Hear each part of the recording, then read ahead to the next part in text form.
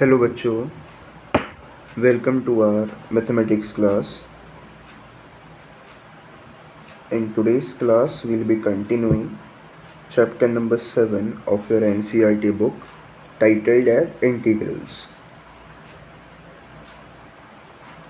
अब जैसा कि आपको मालूम है that we were continuing exercise number 7.5 of your chapter number 7, under which we will studying integration by partial fraction.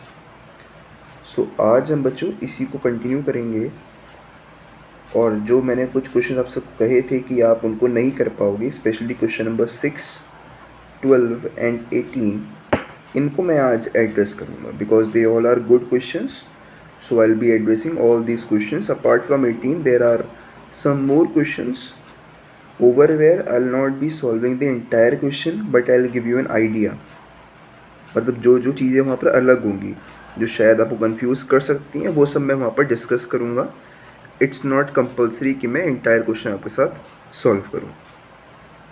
Okay, so it was integration by partial fraction and I hope कि जो मैंने आपको टेबल दिया था वो कि किस तरह का फंक्शन है तो आपने उसे किस फॉर्म में कन्वर्ट करना है वो आपको अच्छे से याद है. क्योंकि अगर वो आपको याद नहीं होगा सो आप अपना स्टेप नंबर 1 किसी भी क्वेश्चन में नहीं पिक कर पाओगे. So that becomes very very important. So you must be attentive over there. Okay, whenever you come across any sort of function that I had given you in the previous table, तो आपको पता होना चाहिए कि वो हम किस form में कन्वर्ट कर सकते हैं. So let us begin. So first of all, I will address this question number 12 of your exercise number 7.5.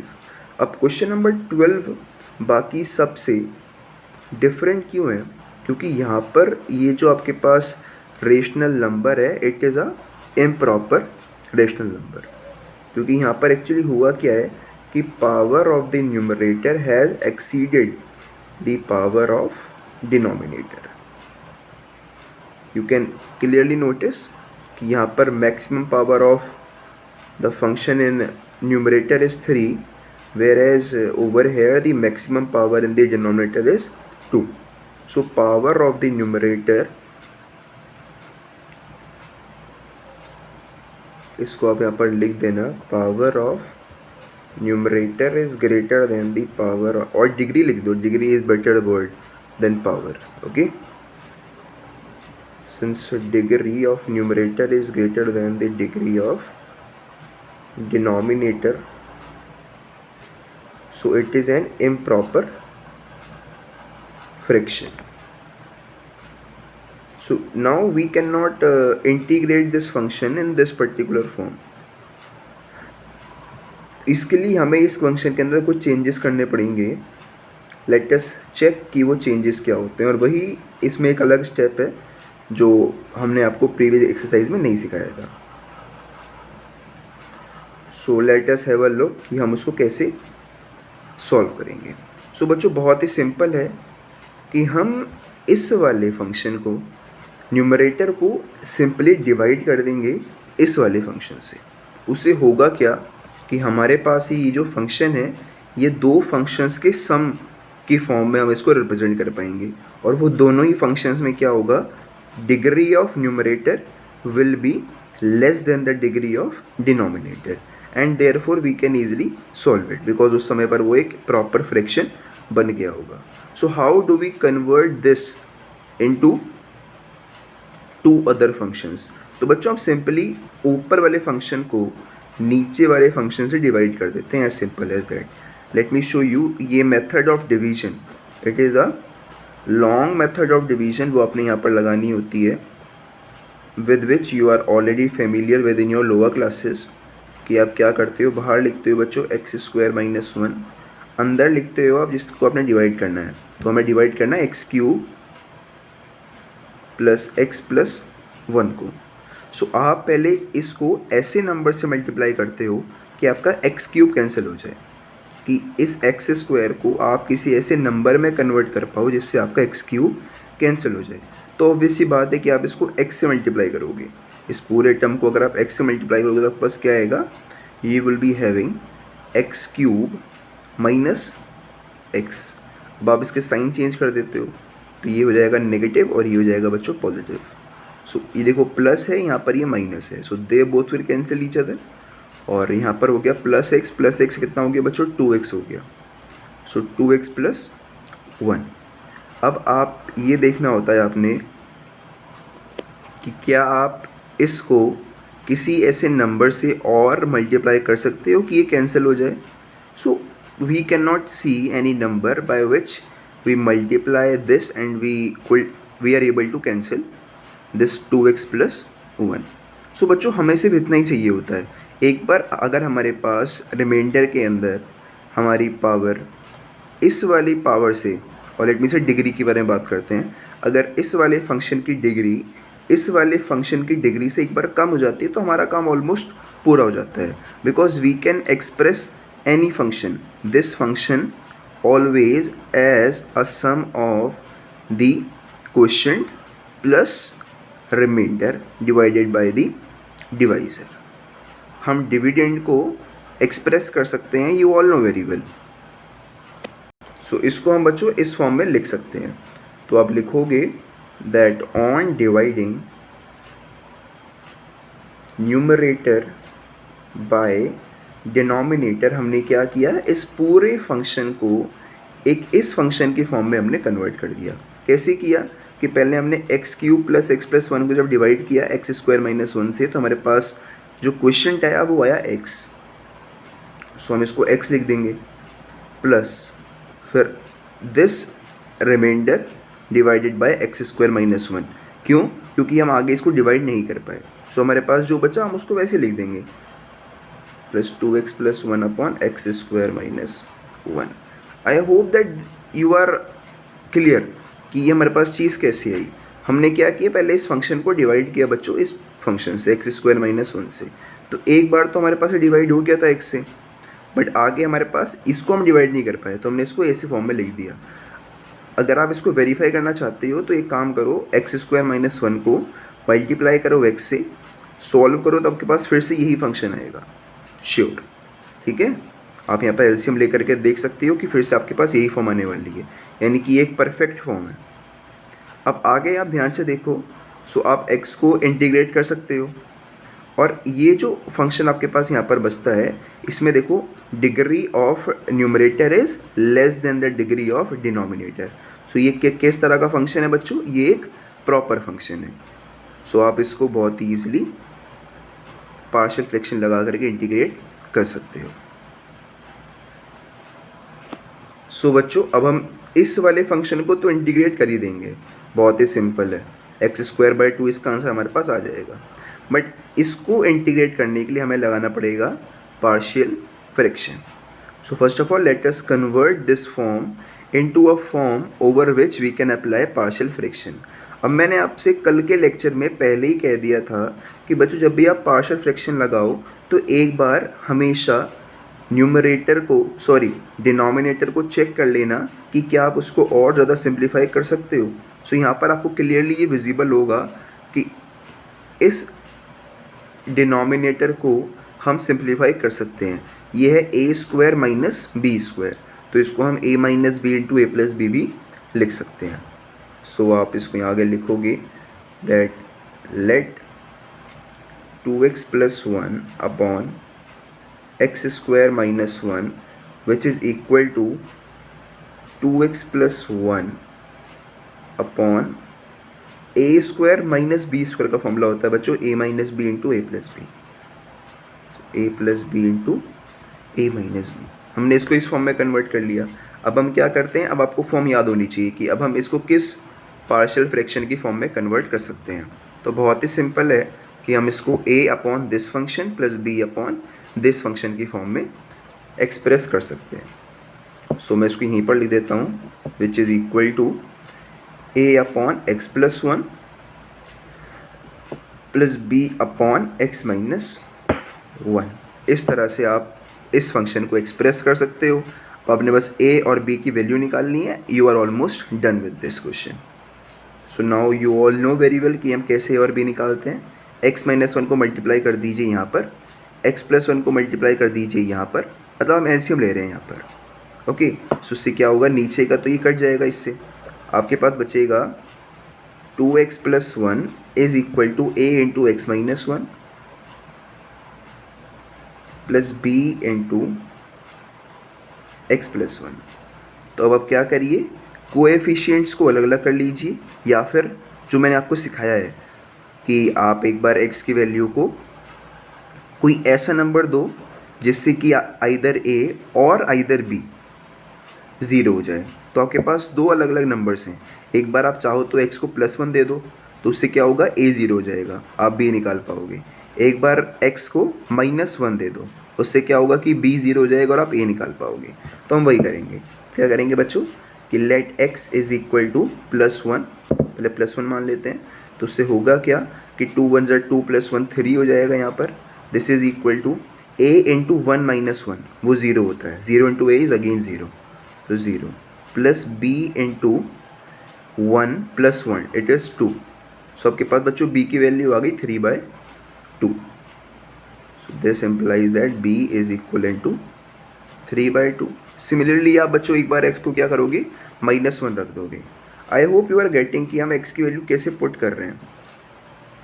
सो जब x को माइनस वन के बराबर पुट करोगे, so minus two plus one is minus one, this is equal to a into minus one into minus one, बच्चों ये होगा minus two, और ये हो जाएगा आपका zero, plus minus one plus one is zero, zero into B is again a zero. So ये देखो माइनस टू है यहाँ पर है, माइनस वन यहाँ पर है, तो माइनस से माइनस कैंसिल हो जाएगा। सो आपके पास a की वैल्यू आ गई बच्चों हाफ। सो आपने a की वैल्यू भी निकाल ली और b की वैल्यू भी आपने फाइंड आउट कर ली है। अब आप सिंपली इन वैल्यूज़ को पुट कर दोगे इस वाले फंक्शन के अंदर। So what you will say is कि आप पहले इस वाले फंक्शन को इक्वेशन नंबर 1 मान लो, क्योंकि इसको हम अभी आगे यूज़ करेंगे। इसको इक्वेशन नंबर बच्चों 2 मान लीजिए। फिर हम लिखेंगे नीचे that putting the values of a and b in equation number 2। So putting the values of a and b in equation number 2। तो इससे हमारे पास क्या होगा कि we'll be having that 2x plus 1 upon x square minus 1, ये बच्चों बराबर था इसके। तो a की वैल्यू आपके पास है ये half, so 1/2 into x plus one, और b की वैल्यू आपके पास थी बच्चों plus 3/2, so plus 3/2 into x minus one. So आपने इस फंक्शन को इस फॉर्म में कन्वर्ट कर दिया, बट हमें इंटीग्रेट किस फॉर्म को करना है, हमें इंटीग्रेट इस वाली फॉर्म को करना है। सो हम करेंगे कि इस वाली वैल्यू को पुट कर देंगे बच्चों इस वाले फंक्शन के अंदर, ताकि हम इस पूरे फंक्शन को एक ही बार में सॉल्व कर लें। अगर आप चाहो तो इसको पहले सॉल्व कर लो, फिर बाद में एक्स को सॉल्व करो, फ़र्क उससे कुछ नहीं पड़ता, बट हम चाह रहे हैं कि हम इसको उसी में फर्स्ट इक्वेशन में रख के ही सॉल्व कर लें। सो अब आप एक लाइन और लिख दोगे बस नीचे, दैट पुटिंग दिस वैल्यू और putting the above value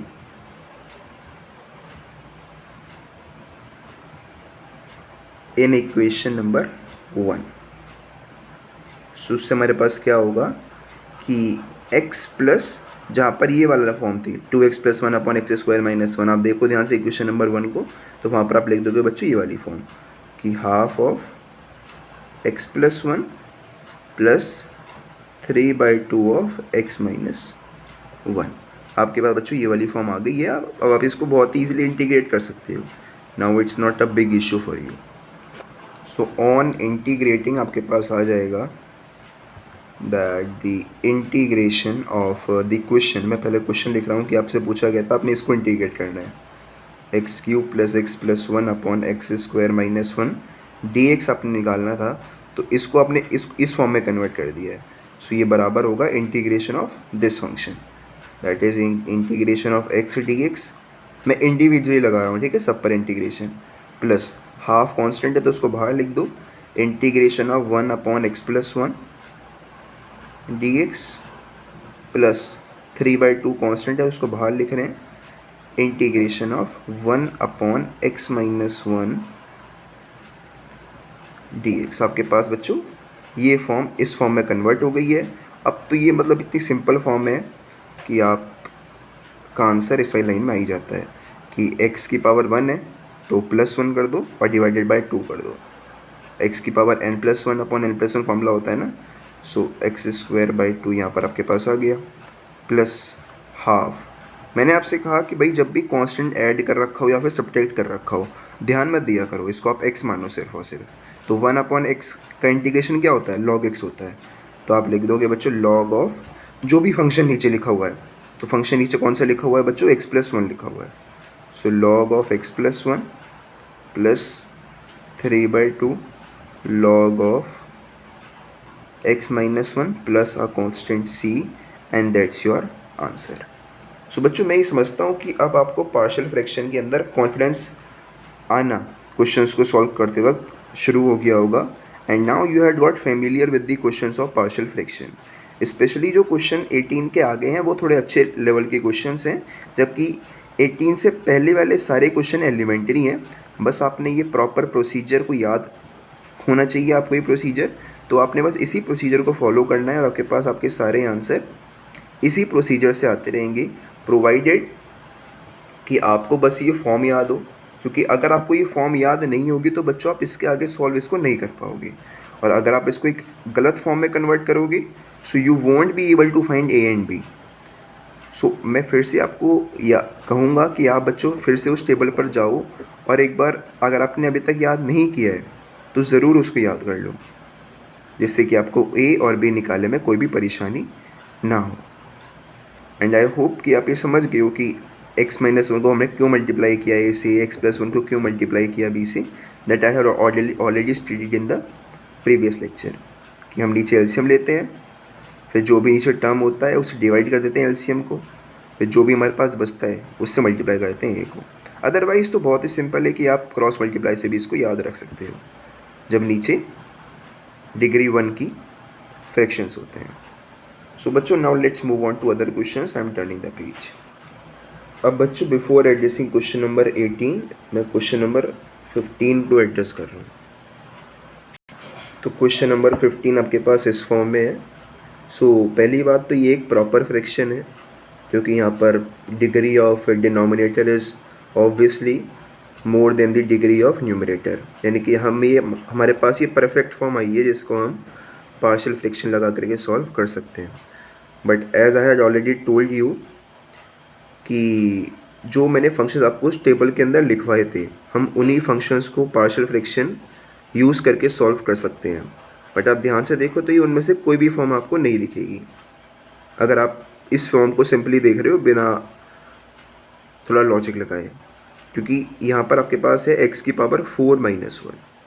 so बच्चों ये शायद आपको पहले तो लगे कि एक ऐसी फॉर्म है जिसको हम पार्शियल फ्रैक्शन से नहीं सॉल्व कर सकते, बट अगर आपको ये फॉर्मूला याद हो कि x² - a² का फॉर्मूला होता है x - a × x + a, तो शायद आप थोड़ा रियलाइज़ कर पाओ कि कहीं कहीं उसी फॉर्म में आपको दिख रही है कि x की पावर इवन माइनस a की पावर इवन।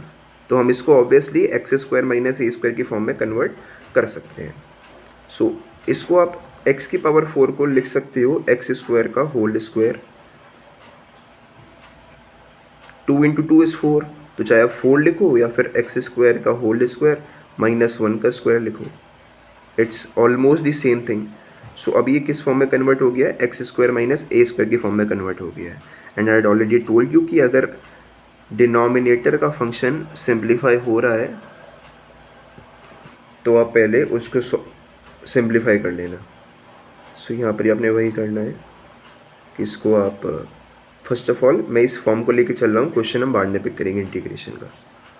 सो 1/x की power 4 - 1 can be written as 1/x² - 1 × x² + 1। I hope कि ये फॉर्म कैसे ही वो आपको क्लियर है। यहाँ पर था a² जहाँ पर a की वैल्यू थी x² के बराबर, तो a² - b², तो a यहाँ पर आ गया -b × a + b। इस फॉर्म में आपके पास ही कन्वर्ट हो गया। बट आगे आप फिर देखिए तो नीचे आपके पास 2x² है, So it would be very complicated for us to express such a form as a form of partial friction.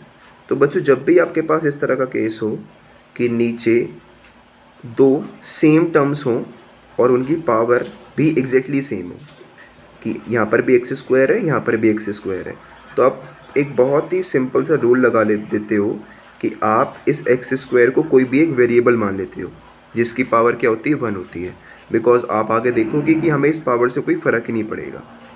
Okay, सो हमने क्या किया, putting x square is equal to y in the above equation. Now this will reduce almost our work और हमारे पास हमारा answer almost बहुत ही कम समय में आप आने वाला है। और यही लॉजिक लगाएंगे हम क्वेश्चन नंबर 18 के अंदर भी। और क्वेश्चन नंबर 18 एक बहुत इंपॉर्टेंट क्वेश्चन है कि वहाँ पर भी आपको इसी फॉर्म्स में दिखेंगी, एक्स स्क्वायर ऊपर है और एक्स स्क्वायर ही नीचे है। तो अगर आपके पास सेम फॉर्म्स होती हैं जिनकी पावर सेम होती है तो आप उसको एक पर्टिकुलर वेरिएबल मान लेते हो जिसकी डिग्री 1 होती है। तो हमने क्या किया, एक्स स्क्वायर को जब वाई माना, सो हमारे पास ये वाली जो इक्वेशन है ये कन्वर्ट हो गई y minus 1 into y plus 1 वाली फॉर्म में। अब तो आपको अच्छे से मालूम है कि इसको तो हम सॉल्व कर ही सकते हैं बाय पार्शियल फ्रैक्शन, कि this is equal to a upon y minus 1 plus b upon y plus 1। अब सिंपली आप एलसीएम लो और इसको सॉल्व कर लो। So 1 is equal to a into y plus 1 plus b into y minus 1। तो एक बार आप y को प्लस 1 पुट करो, एक बार माइनस 1 पुट करो। प्लस 1 किया तो ये 0 हो गया और ये a की वैल्यू आपके पास हाफ हो गई, a is equal to half. हमने जब y को माइनस 1 पुट किया तो a हमारा 0 हो गया और b की वैल्यू माइनस हाफ आ गई। And now you will understand कि हमने एक्स स्क्वायर को वहाँ पर क्यों नहीं लिया था और उसको वाई क्यों मान लिया था। Now what will be doing is कि हमें ए और बी की वैल्यूज़ को वहाँ पर वापस पुट कर देते हैं। सो let me say first of all this is equation number 1, this is equation number 2। So putting the values of a and b in equation number 2, तो हमारे पास आ गया है कि 1 upon y minus 1 into y plus 1 की value आपके पास आ गई बच्चों। ए है half, so half of y minus 1 और बी आपके पास है बच्चों माइनस हाफ, तो माइनस ऑफ वाई प्लस 1। तो ये आपके पास इक्वेशन नंबर 2 इस फॉर्म में कन्वर्ट हो गई है। और आपने सॉल्व किस इक्वेशन को करना था बच्चों, आपने इक्वेशन नंबर 1 को सॉल्व करना था। और इस इक्वेशन में और इक्वेशन नंबर 1 में फ़र्क क्या है, सिर्फ एक्स स्क्वायर का फ़र्क है। तो हम जो हमने ऊपर y को एक्स स्क्वायर माना था तो हम फिर से अब y के प्लेस पर एक्स स्क्वायर ही पुट कर देते हैं। सो putting y is equal to x square in the above equation, तो हमारे पास हमें जिस फॉर्म को इंटीग्रेट करना था वही फॉर्म हमारे पास आ जाती है कि 1 अपॉन, मैं एक्स स्क्वायर माइनस 1 और एक्स स्क्वायर प्लस 1 को लिख रहा हूँ बच्चों एक्स की पावर 4 प्लस माइनस 1, ठीक है। सो इसको हम लिख सकते हैं एज दिस, क्योंकि ये दोनों बात एक ही है। बस हमने यहाँ पर y को x की स्क्वायर को हमने y से रिप्लेस कर दिया था, अब वापस हमने वही चीज़ यहाँ पर रख दी है। सो इसकी वैल्यू होगी बच्चों half of x square minus 1 minus half of x square plus 1। अब आप बहुत ही सिंपली, आपको मालूम है भाई integration of 1 upon x square minus 1 क्या होता है, you all know very well. I had already given these formulas in equation number in exercise number 9.4 7.4। तो आपको फॉर्मूलेज याद होने चाहिए कि 1 अपॉन एक्स स्क्वायर माइनस ए स्क्वायर जब होगा तो आप उसको किस तरह से इंटीग्रेट करते हो। सो ये वो वाला आपका लॉजिक यूज़ कर रहा है, कौन सा वाला बच्चों, एक्सरसाइज नंबर 9.4 वाला, क्योंकि इसी तरह का आप क्वेश्चन नंबर 18 भी देखोगे। So that was the reason कि पहले मैंने आपको एक बेसिक क्वेश्चन करवाया ताकि आपको ये चीज़ क्लियर हो पाए। सो इंटीग्रेटिंग अबव मैं ऊपर लिख देता हूँ, फिर integration of dx is equal to integration of this function minus integration of this function. तो हाफ तो हमारे पास बाहर कांस्टेंट है, तो मैं इसको एक बार और लिख देता हूँ, कोई बात नहीं। x की पावर 4 माइनस 1 dx को हम इंटीग्रेट कर रहे हैं, तो वो होगा बच्चों हाफ बाहर आ जाएगा, integration of 1 upon x square minus 1 dx minus half constant है, बाहर लिख दो, integration of 1 upon x square plus 1 dx। Now I hope कि आपको ये फॉर्मूला याद होना चाहिए, क्योंकि अपने एक्सरसाइज नंबर 7.4 में कंटिन्यूसली इन फॉर्मूलोज को यूज़ किया है। सो यहाँ पर तो मैं ही आपको बता देता हूँ कि फॉर्मूला क्या है। सो जब होता है बच्चों 1 अपॉन एक्स स्क्वायर माइनस ए स्क्वायर, तो फॉर्मूला होता है 1 upon 2a log of x minus 1 upon x plus 1। तो यहाँ पर a की वैल्यू क्या है, a की वैल्यू यहाँ पर बच्चों 1 है। देखो एक्स स्क्वायर माइनस ए स्क्वायर का फॉर्मूला वो चलेंगे, तो a की वैल्यू यहाँ पर 1 है। सो आपके पास आ जाता है हाफ ऑफ, यहाँ पर होगा बच्चों 1/2। सो 1/2 ए की वैल्यू 1 है, तो 1/2 ही रह जाएगा वो, log of x minus 1 upon x plus 1। आगे आप लिखोगे माइनस हाफ। अब बताओ 1 upon x square plus A square का क्या होता है, वो होता है बच्चों 1 upon A tan inverse X by A, या फिर आपको वैसे भी याद होना चाहिए कि टेन इनवर्स एक्स का जो डेरिवेटिव होता है वो होता है बच्चों 1 अपॉन एक्स स्क्वायर प्लस 1। तो इसका इंटीग्रेशन क्या होगा, टेन इनवर्स एक्स होगा। तो ऐसे भी आप इसको रिलेट कर सकते हो। सो ये हो गया टेन इनवर्स एक्स, आगे आप लिख दोगे बच्चों प्लस सी। तो 1/2 इंटू 1/2 कर लो, आपके पास आपका आंसर ऑलमोस्ट आ ही गया। तो मैं इसको 1/4 लिख देता हूँ, तो ये आपके पास आपका आंसर है। सो आई होप कि आपको क्वेश्चन नंबर 15 बच्चों अच्छे से क्लियर है, बिकॉज आपने क्वेश्चन नंबर 18 के अंदर कुछ खास नहीं करना, बल्कि जो कंसेप्ट मैंने आपको क्वेश्चन नंबर 15 में और इससे प्रीवियस क्वेश्चन में, यानी कि question number 12 I think so वो था, उसमें जो करवाया था, उन दोनों कंसेप्ट को हमने क्लब कर दिया क्वेश्चन नंबर 18 के अंदर। सो क्वेश्चन नंबर 18 एक ऐसा क्वेश्चन है जो दोनों कंसेप्ट्स को, जो हमने क्वेश्चन नंबर 15 में यूज़ किया है कि आप एक्स स्क्वायर को वाई मानोगे, और जो क्वेश्चन नंबर 12 में यूज़ किया है कि आप इम्प्रॉपर फ्रैक्शन को प्रॉपर फ्रैक्शन में कन्वर्ट करोगे, वहाँ पर वो दोनों ही कंसेप्ट एक ही क्वेश्चन के अंदर यूज हो जाते हैं। So that is the reason कि स्टूडेंट्स ये the question is difficult, but it is really not so. बहुत ही वो सिंपल क्वेश्चन है, तो मैं उसको पूरा सॉल्व नहीं करूँगा, बस वो जो दो स्टेप्स हैं, एक तो बच्चों ये वाला और एक उसको प्रॉपर फ्रैक्शन में कन्वर्ट करने वाला, वो आपको करके दिखाऊंगा, आगे आप उसको खुद भी कर सकते हो। So let me solve that question on this page only. So आपके पास बच्चों क्वेश्चन नंबर 18 कुछ इस तरह से गिवन है कि आपको इंटीग्रेट करना है x square plus 1 into x square plus 2 upon x square plus 3 into x square plus 4। आपने इसको इंटीग्रेट करना है, ठीक है। सो पहली बात तो आपको ये दिख जानी चाहिए कि ऊपर की डिग्री 4 है, 2 + 2 = 4, यहाँ पे भी डिग्री 4 है, यानी कि degree of numerator is equal two degree of denominator.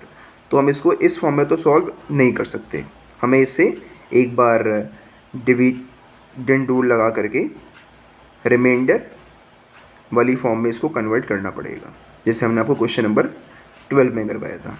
सो एक तो आपने वो काम करना है, बट उससे पहले आप एक काम कर सकते हो। मैंने अभी थोड़ी देर पहले आपसे क्वेश्चन नंबर 15 में ही कहा था कि अगर आपके पास इस तरह की फॉर्म्स हों कि आपके पास एक ही वेरिएबल हो पूरी इक्वेशन के अंदर और उसकी एक ही पावर हो हर एक पार्ट ऑफ द फ्रैक्शन के अंदर, तो आप उसको एक पर्टिकुलर कांस्टेंट लिख सकते हो कि हम एक्स स्क्वायर को बच्चों वाई यहाँ पर लिख सकते हैं। क्यों, वो आप यहाँ पर देख चुके हो कि जब हम वाई को रिप्लेस करेंगे एक्स स्क्वायर से, तो हमारे पास वहाँ पर फॉर्मूलेज अवेलेबल हैं जिनको हम इंटीग्रेट कर सकते हैं।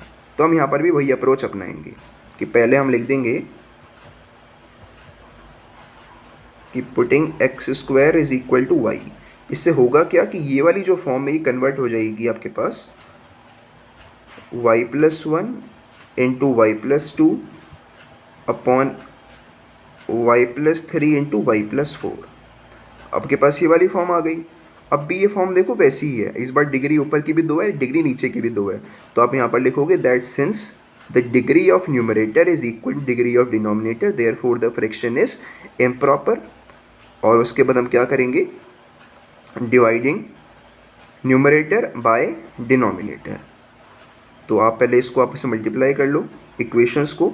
तो आपके पास मैं आगे ही कर रहा हूँ इसके, y² 1 + 2 = 3y प्लस 2 1 2, ऊपर तो आ गया ये, नीचे आपके पास आएगा बच्चों वाई स्क्वायर 3 + 4 7, तो y square plus 7y plus 4 3 12। सो अब आपने क्या करना है, इस इक्वेशन को डिवाइड कर देना है इस इक्वेशन से।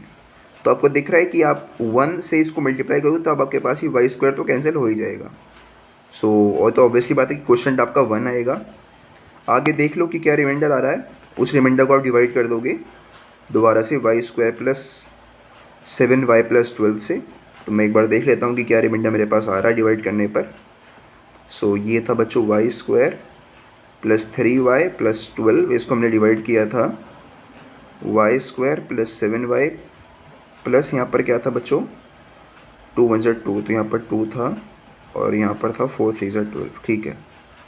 और हमने इसको 1 से मल्टीप्लाई किया था तो हमारे पास यहाँ पर आई थी वाई स्क्वायर प्लस, तो अब देखो साइन बदल दो सारे, तो ये कैंसिल हो जाएगा। 3y minus 7y is equal to minus 4y, minus 12 plus 2 is minus 10। तो आपके पास ये आपका रिमाइंडर आ गया था। तो आप इसको लिखोगे एज 1 प्लस, मैं प्रॉपरली नहीं लिख रहा हूँ यहाँ पर, मैंने आपको क्वेश्चन नंबर 12 में बता दिया कैसे इसे लिखते हो, तो आपने वैसे ही लिखना है कि भाई पहले डिग्री बराबर है, फिर डिवाइडिंग न्यूमरेटर बाय डिनोमिनेटर, फिर आपके पास ये फॉर्म आती है। सो 1 प्लस रिमाइंडर आपके पास है बच्चों माइनस ऑफ 4y माइनस 10, और डिवाइड आपने करना है Y square plus 7y plus 12 से, प्लस 7y प्लस 12 से। Now you are almost done with this question. अब आप क्या करोगे, पहले जो नीचे वाली फॉर्म है इसको कन्वर्ट कर लोगे दोबारा से इसी फॉर्म में, क्योंकि मैंने आपसे पहले ही कह चुका हूँ कि जब भी आप पार्शियल फ्रैक्शन की फॉर्म अप्लाई करने जाते हो तो एक बार ज़रूर चेक कर लेना अपने डिनोमिनेटर हो क्या वो सिंप्लीफाई हो सकता है। तो हाँ, वो सिंप्लीफाई हो सकता है y plus 3 into y plus 4 में, क्योंकि हमने इसी फॉर्म को तो लिखा था ऐसे। तो बस ये एक और अलग स्टेप है, मतलब बच्चों को याद पता होना चाहिए। तो इसको आप लिख सकते हो कि 1 plus minus 4y minus 10 upon y plus 3 into y plus 4। अब आप इस पर पार्शियल फ्रैक्शन की फॉर्म लगा दो, a upon y plus 3 plus b upon y plus 4, a और b की वैल्यू निकाल दो, पूरे को ला करके इसमें वापस पुट कर दो, फिर आप इसको इंटीग्रेट कर दो, फिर एक्स स्क्वायर की वैल्यू लास्ट में आकर के वहाँ पर पुट कर देना in place of y. Before integrating and after putting the values of a and b आपके पास आपका आंसर बच्चों ऑलमोस्ट आ जाएगा। सो ये अब इसके आगे बहुत ही सिंपल है, आप खुद सॉल्व कर सकते हो। तो यहाँ पर कुछ प्रॉपर स्टेप्स हैं that I wanted to bring into your concern. Step number 1 था कि जब वेरिएबल्स की पावर सेम हो और वही सेम वेरिएबल ऊपर और नीचे सेम पावर के साथ प्रेजेंट हो, स्पेशली पावर 2 के साथ, रिमेंबर पावर 2 के साथ, तो हम क्या कर देते हैं उस पावर 2 को एक सिंगल वेरिएबल की फॉर्म में रिप्रेजेंट कर देते हैं, because we know some formulas in which we can integrate 1 upon x square and plus a constant minus a constant का स्क्वायर। ओके, फिर आपने यहाँ पर ध्यान देना था कि ऊपर पावर देखो, डिग्री देखो ऊपर न्यूमरेटर की, फिर यहाँ की डिग्री देखो, अगर वो दोनों सेम हैं या फिर degree of numerator is greater than the degree of denominator, तो एक बार ये रूल अप्लाई करो। इससे क्या होगा कि ये इक्वेशन इस फॉर्म में कन्वर्ट हो जाएगी जो एक प्रॉपर फ्रैक्शन है, इसको आप पार्शियल फ्रैक्शन लगा करके इंटीग्रेट कर सकते हो। So this was your question number 18। अब बच्चों आगे क्वेश्चन नंबर 19 है, एक बहुत सिंपल क्वेश्चन है। बस बच्चे अब क्या करते हैं कि वो क्वेश्चन नंबर 18 को देखते हैं, क्वेश्चन नंबर 19 को देखते हैं और सीधे एक्स स्क्वायर को वाई के बराबर पुट कर देते हैं और आगे सॉल्व करना शुरू कर देते हैं। बट वो एक बेवकूफ़ी है, क्योंकि मैंने अभी भी कई बार पीछे बोला था कि आपने देखना है कि आपके पास अगर सेम वेरिएबल है और उसकी सेम पावर है तभी आप वो रूल लगाओगे कि आप एक्स स्क्वायर को वाई के बराबर पुट कर रहे हो। क्योंकि बच्चों अगर आप एक्स स्क्वायर को वाई मान रहे हो तो ऊपर तो आपके पास सिर्फ एक्स है, तो क्या आप यहाँ पर रूट वाई मानोगे? तो वो बेवकूफ़ी होगी अगर आप एक्स स्क्वायर को यहाँ पर वाई मान के चल रहे हो। मैंने आपसे पहले ही कह दिया है कि बच्चों आप किसी भी वेरिएबल के स्क्वायर को किसी सिंगल वेरिएबल में तभी कन्वर्ट करते हो जब वही वेरिएबल ऊपर भी सेम पावर के साथ प्रेजेंट हो और नीचे भी सेम पावर के साथ प्रेजेंट हो in form of such fractions. तो यहाँ पर आपको क्लियरली दिख रहा है कि ऊपर जो पावर है एक्स की वो 1 है, नीचे 2 है, तो आप वही मत करना कि आप एक्स स्क्वायर को सीधा वाई मान लो, नो। बल्कि उससे अच्छा तरीका हमारे पास ये है कि अगर हम एक्स स्क्वायर को टी मानेंगे, ये बहुत ही अच्छा क्वेश्चन है क्योंकि यहाँ पर मेथड ऑफ सब्स्टिट्यूशन भी यूज़ हो रहा है, method of substitution along with the method of partial fraction, दोनों को ही क्लब किया गया तो क्वेश्चन नंबर 19 बना है। मैं लेट मी शो यू, अगर आप एक्स स्क्वायर को यहाँ पर टी मान लेते हो तो आपके पास 2x dx की वैल्यू dt के बराबर हो जाती है। सो आप इस ऊपर वाले फ्रैक्शन को कन्वर्ट कर देते हो dt upon t+1 into t+3। अब क्या आपके लिए सॉल्व करना मुश्किल है? बिल्कुल भी मुश्किल नहीं है। ये एक पार्शियल फ्रैक्शन की बहुत ही बेसिक फॉर्म है जिसको आप बहुत ही सिंपली इवेल्यूएट कर सकते हो। सो बच्चों, आई होप कि इसके आगे तो आप खुद इसको सॉल्व कर सकते हो, तो आगे आपको मैं वो सॉल्व नहीं करवा रहा हूँ। अब बस एक लास्ट क्वेश्चन है, क्वेश्चन नंबर 20, इस पर थोड़ा ध्यान देना। ये भी एक ऐसा क्वेश्चन है जिसके अंदर कई सारे कंसेप्ट क्लब किए गए हैं। दैट इज़ कि पहला कंसेप्ट जो है वो है बच्चों मेथड ऑफ सब्स्टिट्यूशन, और दूसरा कंसेप्ट है मेथड ऑफ पार्शियल फ्रैक्शन। और यहाँ पर बच्चे सीधा देख करके तो विजुलाइज नहीं कर पाते कि यहाँ पर सब्स्टिट्यूशन यूज़ होगा। जैसे कि ऊपर तो आप कर पा रहे थे, आपको साफ साफ दिख रहा था भाई एक्स स्क्वायर का 2x होता है, तो आपको वहाँ पर दिख रहा था। बट यहाँ पर आप अगर क्वेश्चन को देखो तो शायद आप रियलाइज़ ना कर पाओ, तो आपको थोड़ा सोचना पड़ता है यहाँ पर आकर के। इस तरह के क्वेश्चन के अंदर ध्यान से देखिएगा, क्वेश्चन क्या है कि आपसे कहा गया है कि 1/x इंटू एक्स की पावर 4-1 dx को इंटीग्रेट करिए। अब बच्चे क्या करते हैं, इसको क्वेश्चन नंबर 15 से कंपेयर कर लेते हैं और आगे सॉल्व करना शुरू कर देते हैं। बट ध्यान रखना क्वेश्चन नंबर 15 के अंदर क्या केस था कि आपके पास x की सेम पावर्स थी हर एक फ्रैक्शन के अंदर, बट यहाँ पर देखो बाहर x है ना कि एक्स स्क्वायर, तो आप इसको आगे सॉल्व नहीं कर पाओगे। So what will be doing is कि आपने यहाँ पर क्या करना होगा बच्चों, x की पावर 4 को t मानना होगा।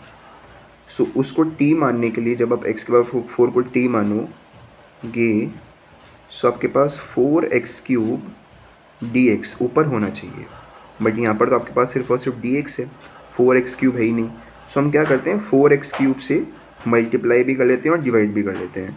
सो आप यहाँ पर लिखोगे that multiplying and dividing by 4x³, इससे होगा क्या कि ऊपर ही आपके पास 4x³ हो जाएगा, नीचे भी आपके पास बच्चों 4x³ इंटू ये जो नीचे ऑलरेडी था that was x into x की पावर 4-1 dx। सो 4 तो कांस्टेंट है तो उसको बाहर ले लो, तो 1/4 हमने बाहर ले लिया, अंदर हमारे पास क्या बचा 4x³ upon x³ into x होता है x की पावर 4 इंटू एक्स की power 4-1।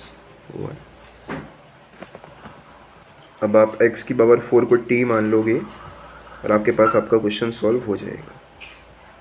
So what will happen is कि आपके पास 4x³ dx की वैल्यू dt के बराबर आ जाएगी, and this is the last form, इसके आगे I will not be solving it. So dt upon t into t+1। अब आप इस फॉर्म पर तो पार्शियल फ्रैक्शन बहुत ही सिंपली यूज़ कर सकते हो। So apply partial fraction and solve it. तो इसके आगे बच्चों आप खुद इसको सॉल्व कर लोगे, और आगे क्वेश्चन नंबर 21 आपने खुद सॉल्व करना है, so that you could use your brain and try to solve it out yourself. So 21 I'll not be addressing, but if you are unable to solve it, so please tell, I'll address in the upcoming lecture. For today's lecture, that's all. Thank you very much.